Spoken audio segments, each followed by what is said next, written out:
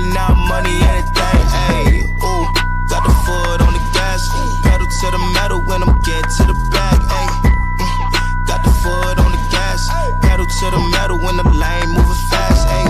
Ayy, let them all cross. If they hate, then let them hate and make a bigger boss, ayy.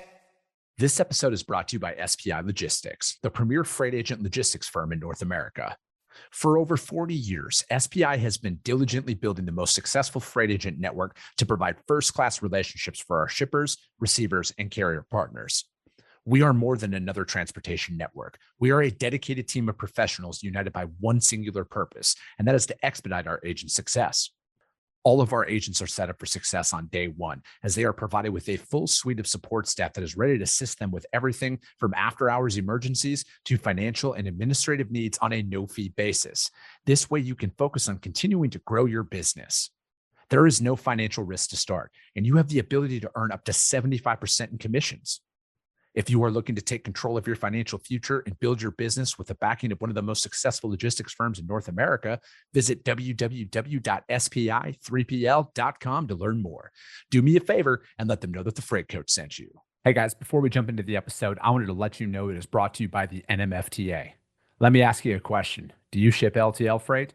Then listen up, because the NMFC changes went live on July 19th, and they're the biggest updates in the history of freight classification. Now more than ever, accuracy matters. That's why carriers, shippers, and brokers alike are turning to Class IT Plus, the NMFTA's new digital platform for real-time NMFC data. Stop guessing, start classifying smarter, and quote freight with confidence. It's time to get your ship together because the NMFC changes are already here. Learn more at nmfcchanges.com and get started with Class IT Plus at classitplus.com.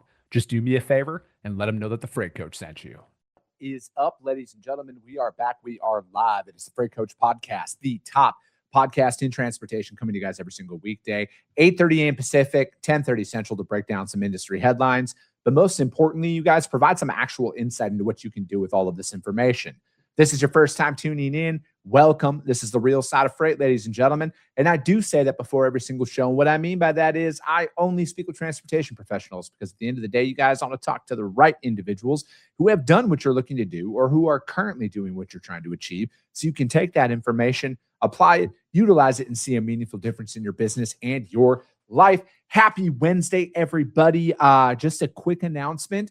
The Freight Coach newsletter did drop this morning. We do just drop it once a week. No, I do not auto sign you up, although I probably should at this point, but I don't auto sign my contact list up because frankly, I don't want to spam you guys if you guys don't want to get it. But if you do want to get it, I need you to go to thefreightcoach.com. Just drops on Wednesday, just industry related information, cyber tips, fuel prices, rates, market insights, all of that fun stuff. And again, you guys, it's free, okay? Because I'm very fortunate to have advertisers on this show. So everything that we do is free for you guys to consume and better your business out there. And with that being said, today's episode is going to be extremely valuable. All of them are valuable, but especially right now with a lot of the current events that are going on out there. For those of us who are actually operating in the industry, there's a lot of things that go on that aren't perfect world scenarios, and you need to know how to be able to spot a lot of these things before they become a problem. And we're going to be talking about that specifically inside of the certificate of insurance, and then spotting some of these fake carriers that are out there. If you don't have software, and if you do have software, what are some of those additional steps you can do to do that? And I now don't have the cleanest setup in the industry anymore for podcasting. This guy does. He's my good friend. He's been on the show a bunch. Resident insurance expert here. My man Cam Valley. I don't want to say anything more than that because there's going to be a potential, rebrand coming up here. But dude, the setup is slick. I'm very, very pumped to see this here. Awesome, man. Thanks for having me on. Good morning. No, dude, it's I love having you come on the show because you care, you love what you do. You've been doing what you do for a very long time. And, for me, it's there's been so much fallout from a lot of things on the Supreme Court that came down. Cargo theft has been a thing for a very long time. But for those of us who are actually operating inside of the industry, we got to find those ways to spot a lot of this stuff. And then furthermore, like, dude, you're working with trucking companies. That's got to be a concern of them at this point, right? Like, hey, has my stuff been stolen? Is somebody trying to spoof me? Is that going to put me out of business? Well, here's what's wild about that. So we just recently dealt with one of our clients, and they didn't realize their identity was stolen, right? So like, I mean, must have got the social. I think they got everything, and I'm not quite sure how that happened. And my guess is maybe like a bookkeeper or something that they commonly use somehow. But anyways, so they went to as far as updating his MC, like his MCS 150, updating the email, the phone number on DOT's website somehow to get to that level. And I don't know how they would do that without a pin, or if they got the pin somehow. I'm still not 100% sure how that all transpired. But basically, long story short, we get these requests for them to add like 4 or 5 trucks, which is super uncharacteristic. Like, we've had this gentleman insured for so many years, out of Oregon, great guy, pretty small operation. So that kind of triggered some flags. Well, then they had called, and we had figured out, like, someone had caught, like, this doesn't even sound like the same person. He's an older gentleman. This guy that we're talking to is young, has a little bit of an accent. So anyways, we kind of flagged the account. We shut it down. And then we notify him, and then he sends a request in once he got the confirmation of the changes for the insurance. Obviously, the insurance costs went up, but more importantly, he's like, why are there these 4 additional trucks on my account? Yeah. And in the meantime, there had been a request to issue, I don't know, maybe 4 or 5 certificates of insurance, right? Legit certificates of insurance, mind you, because this is an actual policy. Yeah. Like, it's a legit policy. So we lock it down, we go under investigation, we advise the insurance company, we do all that. Well, then they bypass us, go to the insurance company. And mind you, they still had all his info. So the insurance company was still trying to issue certificates and stuff in this gentleman's name, because they had his social, date of birth, address, all this kind of stuff. They answered all the questions. Yeah. And so it was just wild. Like, it was kind of like an eye opener. And obviously we jumped on it. We shut it down. We finally got it corrected. What's wild about it, I actually even called the number that was on there, the supposed insured, even though it wasn't them, and kind of, played the game for a second. Then basically I just told him, hey, we're on to you. Like, we're shutting your shit down. If I can been notified, everybody's been notified, special investigations unit's been notified, like, get lost type thing, like, kind of spook him a little bit. He did end up going away from this account, but it just shows you, like, how real it is. Like, it literally had just happened, and it's like, oh my gosh. And had we, as insurance professionals, and had an actual relationship with this guy, because we try to make sure we have got a good relationship with our customers, we would have never caught that. The insurance company did not catch it, and they wouldn't have caught it, because if it's just a 1-800 number, or he bought direct online or something like that, dude, they don't know. The guy had all the answers, so they would have kept issuing it in his name. And thank God they didn't have like a forwarding rule on the mailing address or his email, because he somehow still got notified of the change. And I think it was because we had sent it to him, that alerted him to it. So I mean, dude, I have so many questions just from that, right? Because how much of that goes on where it's like, I mean, obviously their MC, their DOT, their business address, like, all of that is public data, right? Like, so it's very easy to find that. And then you can also find their insurance certificate. And again, it's like, if you get just a couple of key data points, I think it's making it very easy to add trucks on and to do what you're doing there, and then almost run a fake operation, a fake ghost operation. Because how many people don't notice that stuff, right? How many trucking companies go, I'm not blaming Progressive, but like, go direct to Progressive's website to buy their insurance and stuff like that. They don't go through an agent like yourself or somebody else that would get flagged on that. And then before you know it, man, people are adding like, how does that even become a thing? It's I don't think this is anything new. I mean, we've dealt with this off and on, not very frequently, but like, I've had situations where all of a sudden there's a same type of deal. Someone calls our agency or sends in a request, needs to update, like, the common red flags that we look for. So when we do our DOT monitoring, so we get like a daily download of all the changes for our customers, was there an email change? address change, truck change, phone number change, representative change, you know, anything that's like a major flag that even if it was just like, because we've seen it where the email literally just changed one character. It looks the same. It's a Gmail account. A lot of these truckers use Gmail accounts. Anyone can sign up for a Gmail account. And all of a sudden it's like XYZ trucking, and then it could be XYZ trucking, but like without a letter, or they added a number. So it looks the same, like on the surface, if you didn't catch it. It's kind of a subtle difference, but that's the stuff that alerts us. And so, I mean, when and this happened before even kind of the recent case that with the ruling and everything that had gone through, but with the recent like increase in cargo theft and, you know, basically social engineering crimes where people are impersonating and booking loads on behalf of carriers and stuff. If we see a certificate come through that's just maybe out of the ordinary, like maybe not their normal pattern or something, like we call the customer because we know them. So we're like, hey, this came through. Is this you booking this, or what is this? And a lot of times it's like, yes, but we've had quite a few where they're like, no, that wasn't us. We didn't book that. And so we stop it right there, lock the account, go in, confirm all the information with them. We'll pull up their FMCSA profile as well, confirm all that data with them, just to try to help them try to figure out if there's a leak or where that potential leak could have came from, to try to help them get ahead of it. So, I mean, those are the red flags to me, is any updates to the like their MCS 150 for, you know, name, number, email, address, you know, any of those critical pieces of info. That's like a red flag for us to look at. So you had mentioned that there was like 4 or 5 brokers that have requested a certificate on that one provided carrier there.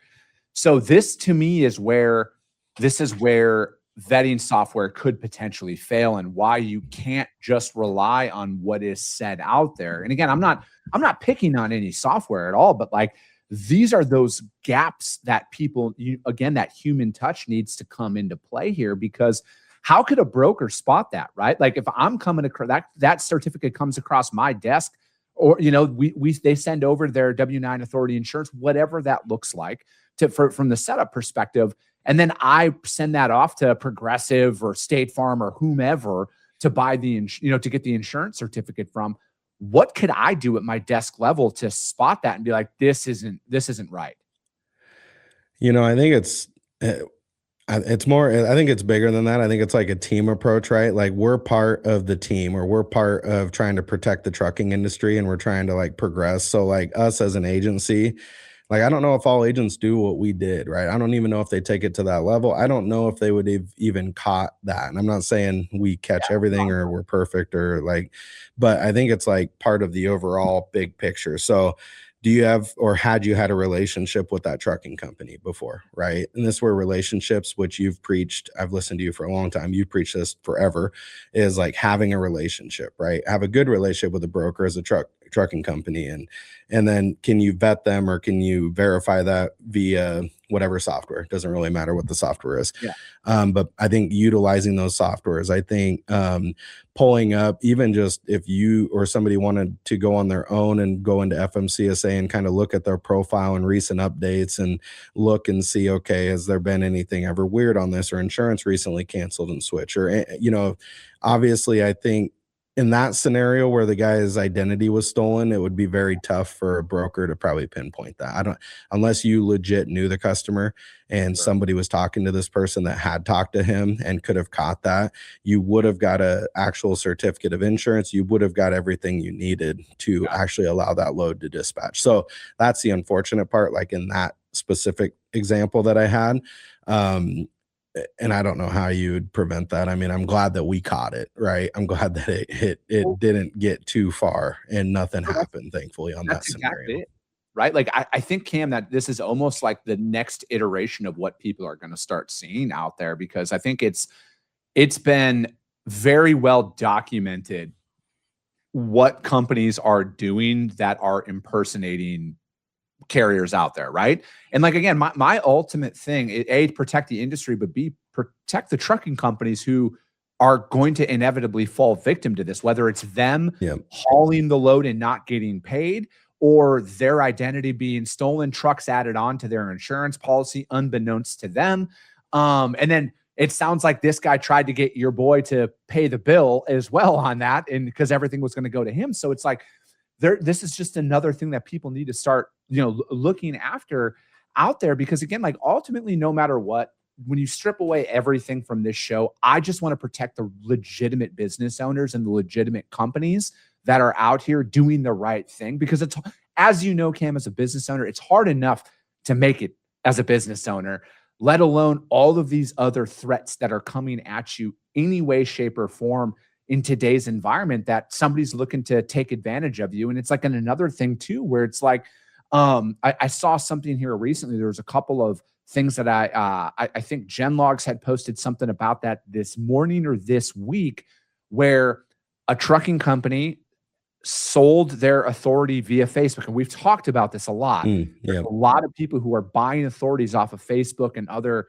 websites and stuff like that. But again, like then they got caught stealing millions of dollars worth of freight, right? So it's like, I think that the insurance certificate to me is like the last thing, like the last line of defense, where it's like, again, I'm not a lawyer. Don't take this as legal advice by any stretch of the imagination. But if I have documented where it's like, no, I checked the FMCSA's database, I utilized this vetting software, I talked to this person, I called the insurance company, here is everything documented, they said everything was legit, and this still happened, I feel like you at least have a defensible case at that standpoint that you did beyond a reasonable doubt. I mean, to me, my insurance company I would hope they would have my back in that instance, where it's like, no, they did literally everything that we could ask them to do to protect themselves in this, and then that still happens, right? So it's like the digital footprint of the carrier, paying close attention to those little details about the email domains and everything else. Like, dude, it is like, I just got 2 emails. I'm sorry, I'm not trying to overstate. I got 2 emails over the last 3 weeks from air quote shippers asking me to quote freight and everything else. And I'm like, as good as I think I am, I'm not that good to where they reach out to me without me soliciting them first, to where it's like, yeah, no, that ain't happening. But again, you don't think about these things when you're in the heat of the moment. No. And I think going back to the certificate, like you said, right, a proper vetting process, verification, I wouldn't rely heavily on the tools. I think the problem with using the vetting tools is people think that's the end all be all. And like, if it's approved in there, they might not take additional steps to verify active insurance or verify the correct amount of insurance at the time of the load. I still think you should have that step in your process. And basically, I would, put a phone call in to the insurance company or insurance agency on the cert.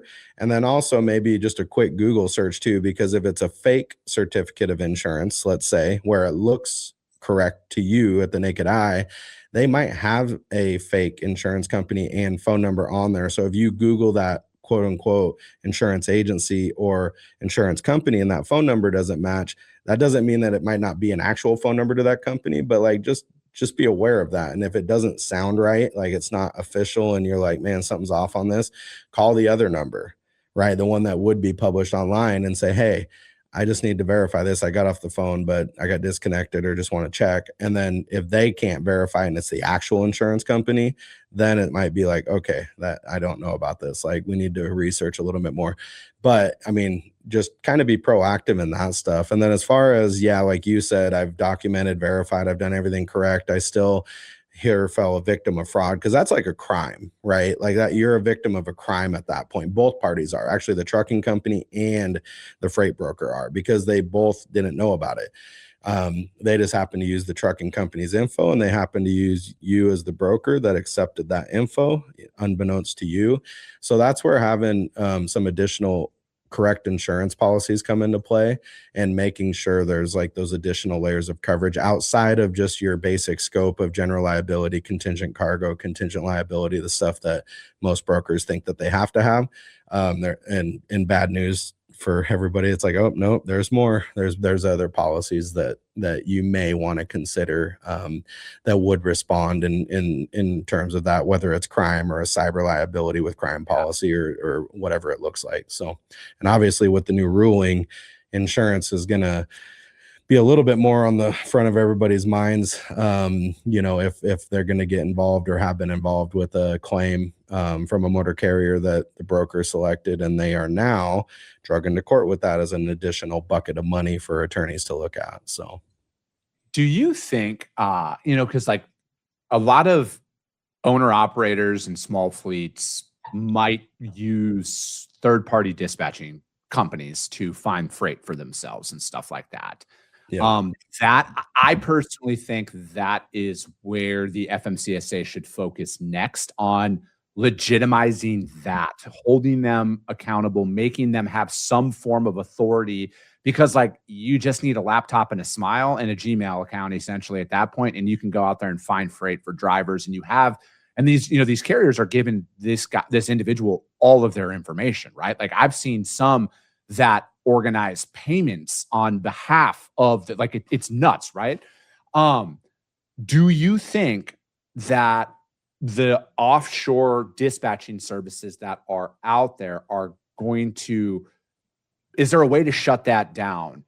Because it's like, if you look at, because like that's where a lot of the fraud that has been reported has came from. It's came from offshore. And I'm not saying all people are doing it by any stretch of the imagination, but you can't argue with the data that is being reported right now. And that's where I'm coming from. Does this make you, as an insurance agent, apprehensive to potentially insure somebody who uses that, knowing that dispatch service could potentially be utilizing your legitimate client's information to double broker freight, triple broker freight? As a broker, I get phone calls all the time from carriers, and these people are still dumb enough to say, oh, try this MC if that one didn't work. Try this MC if that one. Like anybody with a fucking 10% of a brain can be like, that's fraud. But again, if you don't, there you go. There's some free game for you. That's awesome that you mentioned that, just because I wasn't super aware. It's not even like a question I don't think that I would have probably come across in a conversation with a customer or client. So that's a good point. We dive into obviously operations and the risk and the safety standpoint and all that kind of stuff, but I've never thought about saying, hey, who do you use to dispatch? Are you using offshore or something like that? So, that is good intel. So, which is why I love doing stuff like this and learn something new every day, my guy. But as far as like the source and like confirmed sources, if that's where it's coming out of, and I guess the standards and the cybersecurity standards and all that, like you said, there aren't any. You basically have a laptop and they could be working from a coffee shop or wherever it is, and somebody else could steal their info too. Like it might not even just be the person that's overseas or wherever they're out of. It could be someone that they're just not super locked down on securing intel and info. And if they have like sensitive information, it can come from that too. So, that's a good question, man. I think it's a problem though.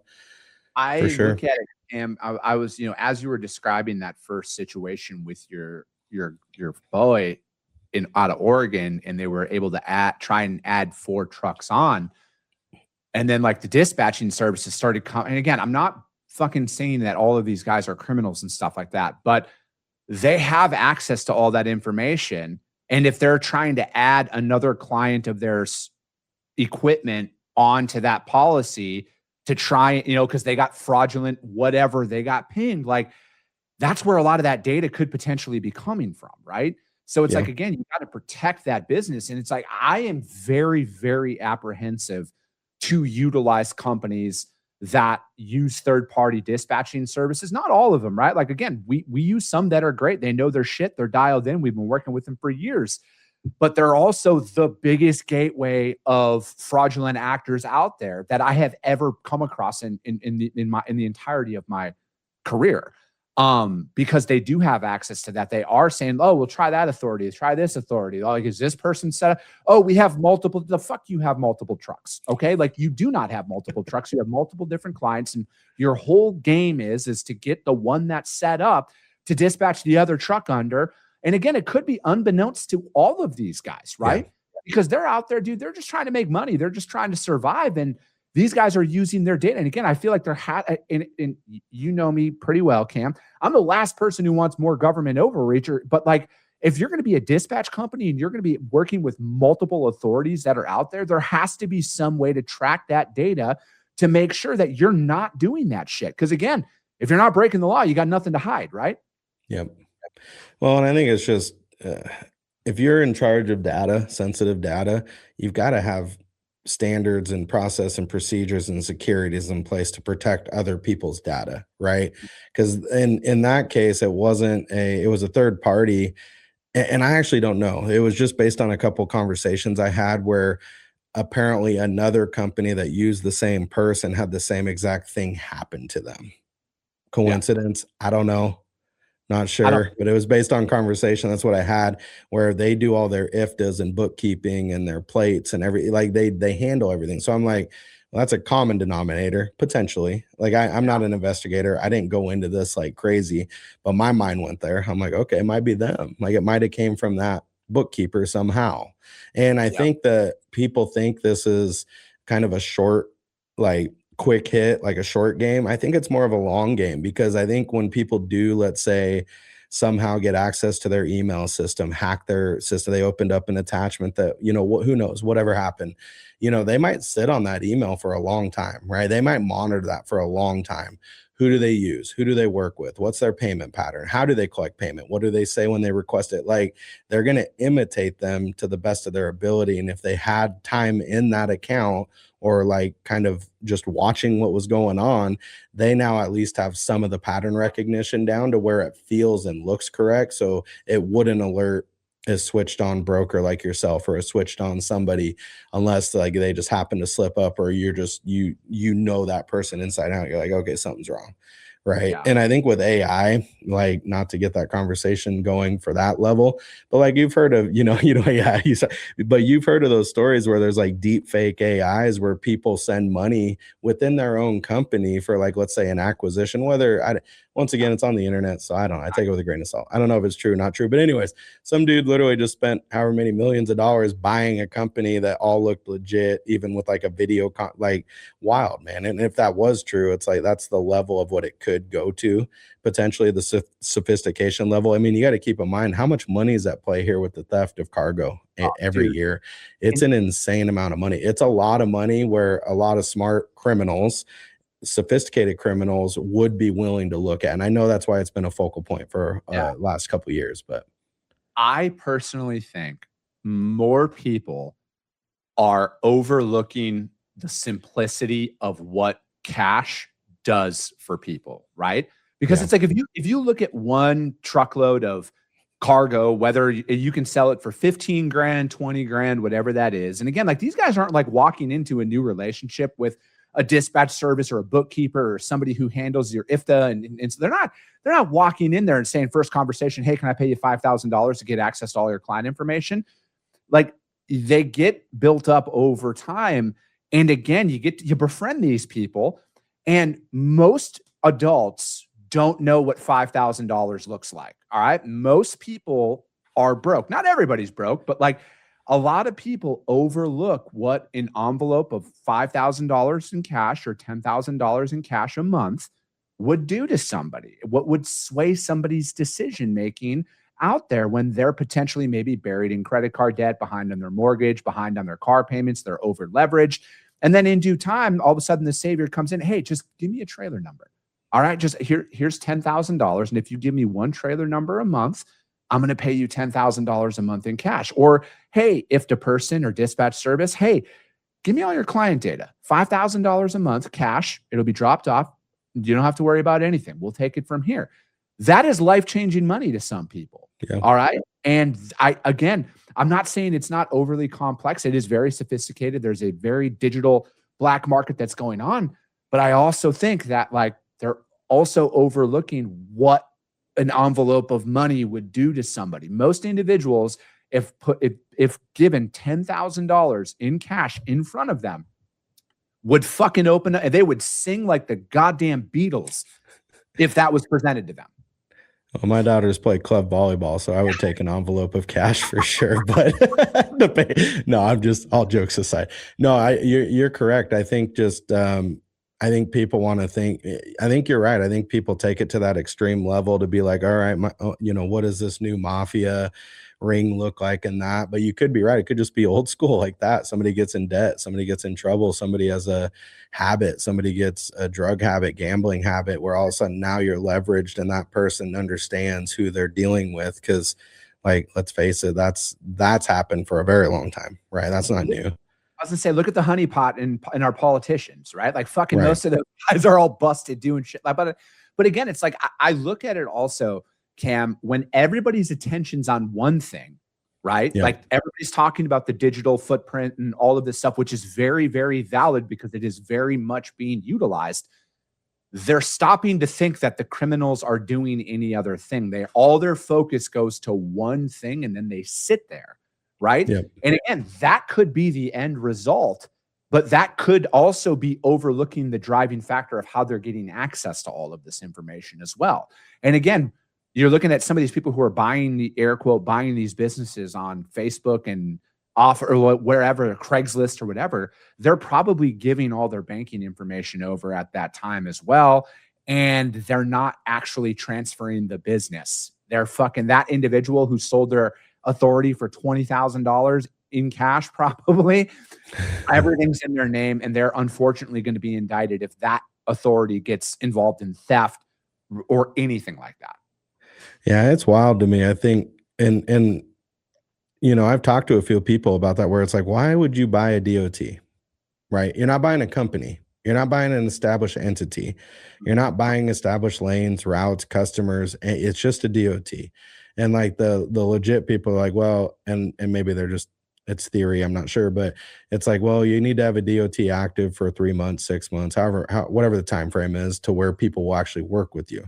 Yeah. And I'm like, okay, well, I mean, you probably have 3 to 6 months worth of work to set up your business before you need to start going out there and hustling anyway. And that's when you lay the groundwork anyway, in my mind.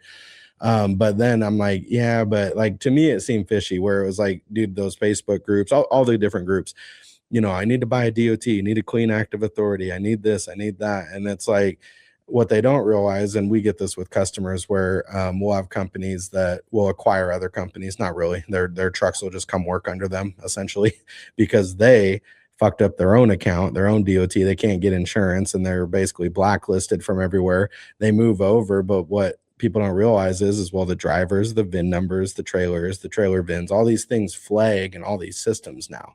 And they have for a long time. But now it's to the point where it's like we get one VIN that alerts and pops, like it goes into review. And then we typically get a call to say, hey, what's the scenario? And if it's a whole company, like all their trucks, it's like, okay, that's getting canceled too. So like we advise our customers on that, where when we get a request to add, a chunk of trucks and we find out, it's like, hey, what's going on with this? Like, let's talk about it. What do you got going in your business? What are we doing? And then I advise them, like we give them the skinny on like, hey, if they've been canceled, which we can look and see, but if they have been canceled and it was adverse, it was negative, this will affect yours. You're going to end up getting canceled. So think about it. Like, think about if this makes a lot of sense. And a lot of times it's like, oh, they're a friend. It's like, oh, how good of a friend? Enough for you to lose this? And then they're like, no, not that good of a friend. It's like, all right. But sometimes they add it and sometimes it works out and sometimes it's actually legit. I don't want to say all things are bad, but like I just work, I'm a realist too, right? We've dealt with this for a long time. So I just kind of understand the game a little bit, doing this for almost 20 years. Coming up this year will be 20 years. So we've seen a lot of stuff. And so that's the beauty of, for my staff and the customers. And we got a lot of like people with a lot of history and insurance and trucking and that kind of stuff. We talk and we get together and weekly we're talking about issues that come up. That fraud issue was topic for a couple weeks, right? With the entire team, alerting everybody. Here's what's going on. The ruling, let's talk about it.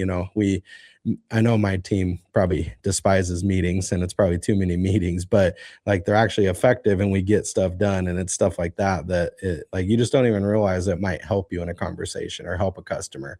But like eventually it clicks and it's like, oh my gosh, I got to tell this guy about this because he just mentioned that triggered some thought in my brain. Like you said, we're using 10% of our brain or whatever. And it's like, all right, cool. Let's talk about this. So dude, I love it. You'll be back on next month. We're going to continue to just do shit like this, man, because again, it's like we can always focus on the surface level of things, but like people need to start thinking differently about what they're going through right now. And I'm not saying it's not complex. I'm not saying that there isn't an elaborate scheme going on, because I think it's state-sponsored terrorism at the end of the day that is funding all of this stuff. But I think at times we want to think everything's overly complex when the solution might be a little bit more simple than we think out there. And these little tips and tricks is what's going to keep people in business. It's going to keep these owner operators and small fleets and trucking companies from having their identities spoofed out there and people trying to do what you had described earlier in the episode. But Cam, I appreciate your time, man. He'll be back next month, you guys. If you guys can't find Cam or Value Trucking Insurance out there, hit me up. I will gladly put you in contact with them. But that's going to be it for today, ladies and gentlemen. As always, if you got value in what you heard and you're not subscribed, subscribe to the show, you guys. And if you're feeling ambitious, rank it on iTunes and Spotify, because if you see value, your network's going to see it as well. I appreciate you guys. I love you guys. And we'll be talking to you soon. Came back with a bang, window down, yelling out money, anything. Ayy, ooh, got the foot on the gas, pedal to the metal when I'm getting to the bag. Ayy, got the foot on the gas, pedal to the metal when the lane.